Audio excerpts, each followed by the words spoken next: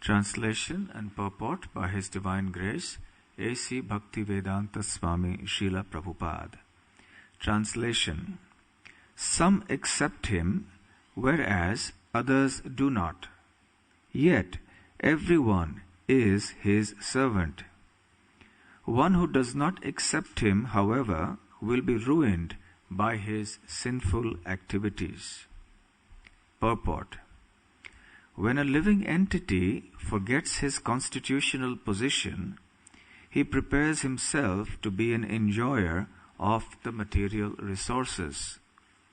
Sometimes he is also misguided by the thought that service to the Supreme Personality of Godhead is not absolute engagement. In other words, he thinks that there are many other engagements for a living entity besides the service of the Lord. Such a foolish person does not know that in any position he either directly or indirectly engages in activities of service to the Supreme Lord. Actually, if a person does not engage in the service of the Lord, all inauspicious activities encumber him, because service to the Supreme Lord, Lord Chaitanya, is the constitutional position of the infinitesimal living entities. Because the living entity is infinitesimal, the allurement of material enjoyment attracts him, and he tries to enjoy matter, forgetting his constitutional position. But when his dormant Krishna consciousness is awakened, he no longer engages in the service of matter, but engages in the service of the Lord. In other words, when one is forgetful of his constitutional position, he appears in the position of the Lord of material nature. Even at that time, he remains a servant of the Supreme Lord, but in an unqualified or contaminated state. Kindly repeat the translation. Some accept him, whereas others do not. Yet everyone is his servant. One who does not accept him, however, will be ruined by his sinful activities. Om Jnana Timirandhasya Jnananjana Shalakaya Chakshurun Militam Yena Tasmai Shri Gurave Namaha Shri Chaitanya Manobhishtam Sthapitam Yena Bhutale Swayam Rupa Kada Mahyam Dadati Swapadantikam Vandeham Shri Guru Shri Yuta Padakamalam Shri Gurun Vaishnavamscha Shri Rupam Sagrajatam Sahagana Raghunathanvitam Tam Sajivam Sadvaitam Savadhutam Parijana Sahitam Krishna Chaitanya Devam Shri Radha Krishna Padang Sahagana Lalita Shri Vishakhanvitamscha Namo Om Vishnu Padaya Krishna Presthaya Bhutale Shri Mate Bhakti Vedanta Swami Niti Namine Namaste Saraswate Deve Gauravani Pracharine Nirvishesha Shunyavadi Paschatya Deshatarine Mukam Karoti Vachalam Pangum Langhayate Girim Yat Kripatamaham Vande Shri Gurun Dinatarinam Vancha Kalpatarubhyascha Kripa Sindhubhya Evacha Patitanam Pavanebhyo Vaishnavebhyo Namo Namaha Namo Mahavadanyaya Krishna Prema Pradayate Krishnaya Krishna Chaitanya Namne Gauratvashe Namaha Panchatattvatmakam Krishnam Bhaktarupa Swarupakam Bhaktavataram Bhaktakhyam Namami Bhakta Shaktikam. Aradhya Bhagavan Vrajesh Tanayas Tadhama Vrindavanam. Ramya Kachidupasana Vrajavatu Vargena Ya Kalpita. Srimad Bhagavatam Pramanamamalam Prema Pumartho Mahan. Shri Chaitanya Mahaprabhor Matamitam Tatra Darahana Paraha. He Krishna Karuna Sindhu Dinabandho Jagatpate Gopesha Gopika Kanta Radha Kanta Namostute Tapta Kanchana Gaurangi Radhe Vrindavaneshwari Vrishabhanu Sute Devi Pranamami Hari Priye. Jai Shri Krishna Chaitanya Prabhu Nityananda Shri Advaita Gadadhar Srivasadi Gaura Bhakta Vrinda. Hare Krishna Krishna Krishna Hare Hare Hare Rama Rama Rama Hare Hare.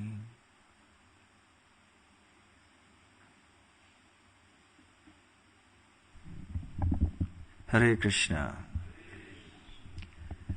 Srila Advaita Acharya is continuing his glorification of the Supreme Lord and is saying over and over and over again in the last many verses that everyone, including everyone, is a servant of the Supreme Lord.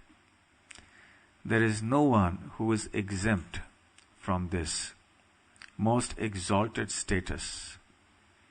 Generally, people think that being a servant is not something very exalted, but from the spiritual point of view, actually, being a servant of the Lord is a most exalted status.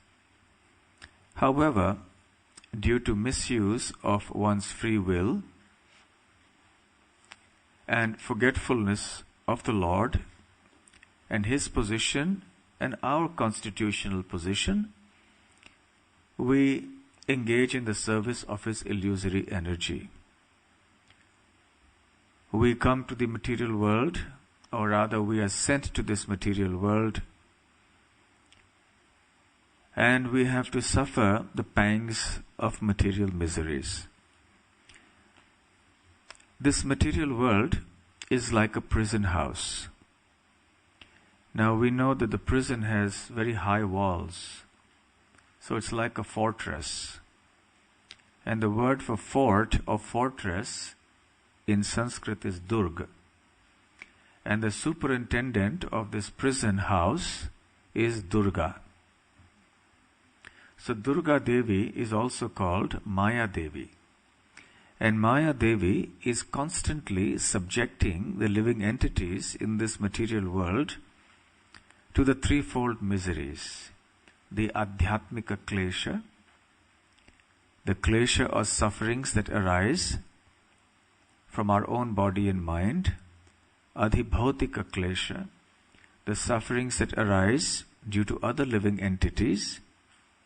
And Adhidaivika Klesha, the sufferings that arise due to natural calamities and so on, which are caused by the demigods. So it is the duty of Mother Durga, the superintendent of material nature, to inflict these threefold miseries upon the living entities of this world. This punishment is being constantly meted out to bring the rebellious conditioned soul back to his constitutional position of eternal servitude of the Supreme Lord. The punishment goes on and on and on till the living entity comes to his senses. And how long this has been going on is something that is beyond our understanding.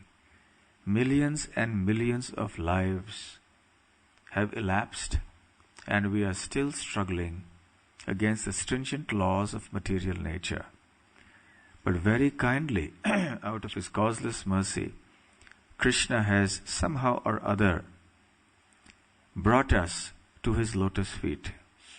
We are now here in the shelter of Sri Sri Radha Gokulananda, a greatly fortunate position, a position that sometimes many powerful entities of the universe also may not be privileged to have. So the conception and the acceptance of the conception that I am the eternal servant of Krishna is something that is extremely rare. The greatest position in life is to accept this position of servitude. Srila Prabhupada emphasizes in the purport one point repeatedly, and that is that the living entity is a servant of the Lord in all conditions. Whether one is in the spiritual world or whether one is in the material world, where one doesn't accept one is a servant, one is still a servant.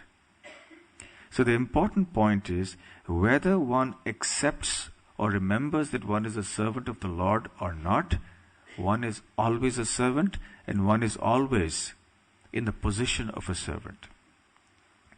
So how is it that in a forgetful state, in the conditioned state, one is still a servant of Krishna? Let's go back to the example of the prison house. Why is a person sent to prison? Because he violates the laws of the state. A citizen living in the country is free in many ways. He can go to different places, he can pursue many professions, he can do many things for his entertainment and so on. But nevertheless, there are some restrictions on his conduct. Like, for example, when one drives a car, there are restrictions. There are laws and rules. If you want to construct something, and we have good experience here in the manor, we have many rules, many permissions to obtain. So there are restrictions and rules and regulations. But nevertheless, we are free. And even in our freedom, we should always remember that we are subordinate to the state. And if we do some activity that is considered an act of insubordination, then the freedom that we have will be taken away. That act of insubordination is a statement that I don't want to be a servant of the state. And therefore we are put in a prison, and in that prison we are forced to accept a position of subordination. So outside the jail we were voluntarily accepting a position of subordination and servitude, and in that position we experienced a lot of freedom and happiness. Whereas when we come into the prison, then we lose whatever freedom we had when we were outside. Now we are forced to be in a situation where the laws are much more stringent than they were outside. If we are complaining about the stringent traffic laws and building laws, then when we go inside the jail, we'll see the contrast. Inside the jail, the freedom is stifled to a very, very great degree, and there is practically no freedom. Such is the situation with the living entity in the material world. Just as the prisoner is also serving the state, being subjected to stringent laws, similarly, the conditioned living entity is also serving the Supreme Lord through the medium of the prison authorities. That is Durga Devi, Maya, the material nature. This is the condition of all living entities. In India, and I suppose the same is the situation here, prisoners are generally engaged in acts of service to the state. They're made to break stones, or they're made to do various other functions. So the state gets work out of them, because after all, they're staying in the guest house of the state, and their food, etc., is on the house. So therefore they have to extract some work from them. So there is forcible service. Now you have no choice about your profession. If you're asked to break stones, you have to break stones. Whereas when you're living in the outside world, you have a choice of a profession. You can become a teacher or a doctor or whatever. In return for this service, or this act of subordination to the state looks after the citizens. The state gives protection. The state gives health care. The state gives housing if there is a problem. State gives employment. So similarly, in return for one's position of servitude to Krishna, he gives us complete protection. The greater the spirit of subordination, in fact to the point of helpless surrender to Krishna, the greater the degree of protection and love that Krishna gives. Krishna, of course, loves even the conditioned living entities. But because the conditioned living entity is in a spirit of rebellion, so the Supreme Lord controls and protects the living entity through the indirect method of acting via his material energy. So service to the material energy is also service to Krishna, because the material energy is a servant of Krishna. Durga Devi is a pure devotee of Krishna. She doesn't feel any pleasure in subjecting the living entities to so many trials and tribulations and miseries.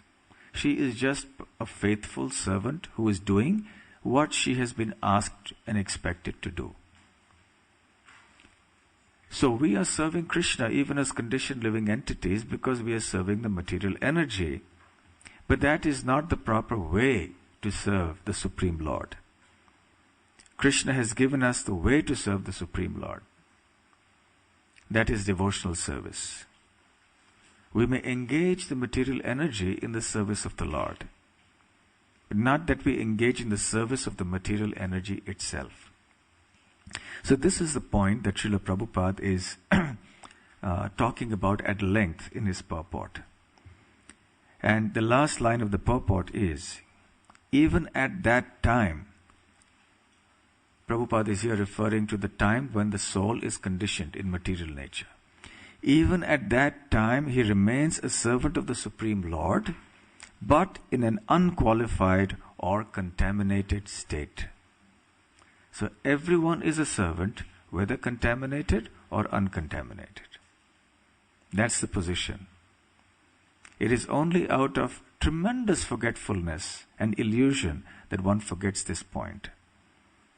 Actually, it is not wrong to say that an atheist is proof of Krishna's existence. Because it is not possible to be an atheist unless Krishna puts you in that forgetfulness. How is it possible to forget Krishna, who is the all-attractive personality of Godhead? Krishna's presence is to be seen everywhere, in all things, in all circumstances. And his attraction is also irrepressible. How then is it possible for someone to not see Krishna's presence in everything and in everyone? How is it possible for someone to not get attracted by Krishna? In ordinary course of events, it is impossible. And the only person who can create a barrier between us being attracted, between us and Krishna, who can prevent us from being attracted to Krishna, is Krishna himself. No one else has that power. And Krishna exercises that power through his divine energy, the material energy, which is also divine. And because it is Krishna's own divine potency, it is practically impossible to cross over it. Daivihi esha gunamayi mama maya duratyaya mam evaya prapadyante mayametam tarantite. Krishna says in the Bhagavad Gita that this gunamayi prakriti, this prakriti of material nature that is composed of the three gunas, the three modes of nature, is Daivi, is my Daivi Shakti, my divine energy. It is extremely difficult to cross over this Maya. Duratyaya mam evaye prapadyante maya metam tarantite. But only by surrender to me one can cross over this ocean of material existence. What to speak of the ordinary living entities in this universe like us? Even the great exalted demigods are often bewildered by Krishna's position, and they are sometimes forgetful of their own position of servitude to Krishna. Krishna is very difficult to understand. In fact, it is impossible to understand. There is a famous verse of Lord Brahma in the Srimad Bhagavatam. After he has been thoroughly bewildered by the exhibition of Krishna's mystic potency during the Brahma Vimohan lila pastime, Brahma chants some very beautiful prayers in the 14th chapter of the 10th canto of the Srimad Bhagavatam. One of the verses that he says is, Jananta eva janantu kim bahuktya name prabho manaso vapusho vacho vaibhavam tava gocharaha. The meaning of this verse is that Brahma is saying that there are many people who say that I know Krishna. But as far as I'm concerned, kim bahuktya, what use is there to say so many things? Let these people say whatever they want. Let them say that they think that they understand Krishna. But as far as I am concerned, in my mind, manaso, vapusho with my body, or vacho with my words, vaibhavam tava gochara na, I cannot approach the glories of your existence, your opulences. I cannot estimate your glories. It is impossible for me to understand who you are and how glorious you are, and to what extent your opulences stretch. It is beyond my imagination. And this is Brahma speaking. Brahma's powers are so great, it is beyond our imagination. Factually. And Brahma is feeling himself so insignificant. Sri Chaitanya Mahaprabhu also recites this verse that I just quoted. After having glorified Krishna, he tells the story to Sanatana Goswami about how once Brahma visited Dwarka. When Brahma arrived at the doorway to the palace of Krishna in Dwarka, the doorman went and indicated to Krishna that Brahma had come. Because Brahma had said, please go and tell Lord Krishna that Brahma has arrived and wishes to see him. So when the doorman went back to tell this to Krishna, Krishna sent back a message, ask him which Brahma has come.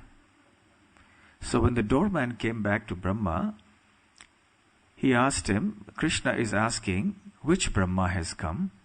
So Brahma was a little puzzled. He said, what does it mean, which Brahma has come? Then he said, well, please tell him that the father of the four Kumaras, the four-headed Brahma, has come. So then Krishna had Brahma called in. Brahma entered in and he offered his obeisances to Krishna. And then Krishna says, so my dear Lord Brahma, please tell me, why have you come here? What can I do for you? So Brahma said, my dear Lord, before I tell you why I have come here, I would like to ask you one question. Yes, what is that question? The question is, why did you send this message through the doorman asking me which Brahma has come? Is there any other Brahma apart from me within the universe? I thought there is only one Brahma, one creator in the universe. Then Krishna smiled. And as he smiled, immediately hundreds and thousands of Brahmas appeared on the spot. And these were Brahmas from the different universes. Because there are hundreds and millions of universes in this material creation. Countless. And each of them has a Brahma. our universe is just a medium-sized universe, small to medium size, not even medium, because our Brahma has only 4 heads. And our Brahma was astonished beyond measure to see the hundreds of thousands of other Brahmas who had assembled in the courtyard or in the court of Lord Krishna in Dwarka. Some of these Brahmas, he was even more astonished to see, had 100 heads, some 1,000, some 10,000, some 100,000, some 1,000,000, some 10 million heads. Now it may be hard for us to figure out how someone can have 10 million heads. We have problem enough with one. And how does somebody have 10 million heads apart from the logistical problems of trying to have 10 million heads on one neck? But that's why it's all inconceivable. Even the material nature is inconceivable. But there were Brahmas with millions of heads. Later Chaitanya Mahaprabhu explained to Brahma that as many directions as there are, that many heads Brahma has. We have 4 directions, so Brahma has 4 heads, but there are other universes which are much, much bigger than our universe. And they're much more complicated, much more evolved. And therefore Brahmas there are also much more evolved and much more complicated. And not only that, our Brahma saw not just the Brahmas coming, he also saw millions and millions of Lord Shivas coming. And each of them had different heads. Some had 10 heads, some 100, some 1,000, million, and so on and so forth. And then he saw millions of Indras who came. And they all bowed down before Krishna. And the simultaneous and collective offering of obeisances and the clanging of the helmets created a tumultuous sound. And there was no limit to the astonishment of Brahma as he stood there, struck with wonder to see this extraordinary display of Krishna's opulence. And that's not just it. And Chaitanya Mahaprabhu explained that each of these Brahmas and Shivas and Indras spoke to Krishna, "My dear Lord, what can we do for you? We are so thankful that you have come to our universe." Please remember that they had come to this universe. By Krishna's meditation, they were here. But they felt that they were right there in their universe and Krishna had visited their universe. So that's the first astonishing thing. Not the first. The first was that they all arrived. The second is that they felt that they were in their universe and Krishna had come there. The next astonishing thing was that they couldn't see any of the other Brahmas or Shivas. They only saw themselves and Krishna. They felt Krishna had come only to bless them. And then Krishna asked them, "No, I just called you to ask you whether everything is going on well within your universe." And then Krishna and they all replied, "By your mercy, my Lord, everything is in control. Everything is going well." And then after offering obeisances, then they all left. And our Brahma was left standing there with all his 4 heads being dizzy, having understood how glorious Krishna is. And that is when he actually chanted this verse. Chaitanya Mahaprabhu chanted this verse again to establish how all these different predominating deities of the different universes are all servants of Krishna. Because when they came with folded hands, they all declared, "We are your servants, O Lord. Please order us. What should we do for you?" And Brahma was thoroughly wonderstruck to see all this. Then having understood why Krishna has asked this question of which Brahma had come, very quietly Brahma departed. Chaitanya Mahaprabhu doesn't mention whether Brahma declared why he had come to see Krishna, because that matter was left aside now. having seen so many other Brahmas and Shivas and Indras in front. In that pastime, Chaitanya Mahaprabhu also quotes a famous verse from the Srimad Bhagavatam, where Krishna has been declared as Triyadhishaha. Adhishaha. Adhisha means the Lord, and Tri means three. He is the Lord of threes. He is the Lord of the higher planets, the middle planets, and the lower planets. He is the Lord of Brahma, Vishnu, and Lord Shiva.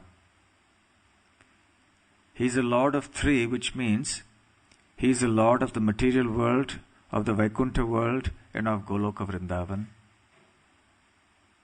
He is the Lord of Vrindavan, Mathura, and Dwarka. He is the Lord of the three Purusha avatars, the Mahavishnu, Garbhodakashaya Vishnu, and Kshirodakashaya Vishnu. In this way, He is the Lord of everything and everyone. He is the master of everything and everyone is simply His servant. That is the purport of Tri Adhishaha, the Lord of the threes. So this is the position of every living entity in this creation, from the most ordinary living entity right up to the biggest living entity. And we have seen earlier Advaita Acharya declaring that what to speak of the jivas, even the different incarnations of the Lord consider themselves as servant of the Lord. Even Mahavishnu is very eager to have darshan of the Lord and to serve Him. So this is the position of Lord Krishna, and Advaita Acharya is emphasizing here that Sri Chaitanya Mahaprabhu is that same Krishna. So He is also the same eternal Master and Lord of everyone, and we are all the servants of Sri Chaitanya Mahaprabhu. Hare Krishna, Krishna Krishna, Hare Hare, Hare Rama, Rama Rama, Hare Hare.